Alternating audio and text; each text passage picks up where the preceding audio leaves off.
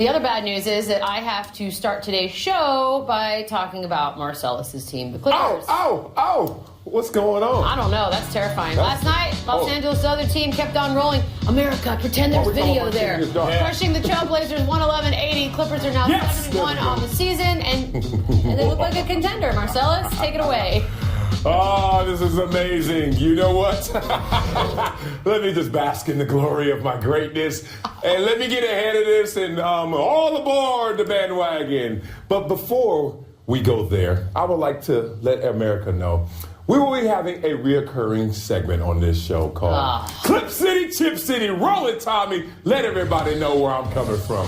Clip City, Chip City time. Clip City, Chip City. This is a super team. Clip City, Chip City.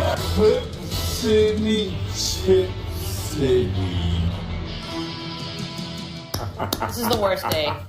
This has been a week of worst days. Oh, our team is like Voltron. It's insane how well put together this team is. We have scoring. We have bench play. We have depth. And more importantly, we have defense. Bigs that are mobile. Bigs that can run the court. We have a guard in Chris Paul, who's a top 10 player. We have Blake Griffin before injury and before beating up on little people that were his friends, was a top 5 player. And then we have DeAndre Jordan, who was just voted by the GMs as the best center in the game. You add all these pieces together. I love you, Golden State. I love you, Cleveland, talking about super teams. But guess what? The real super team exists with the Clippers. But all those parts you mentioned were there before.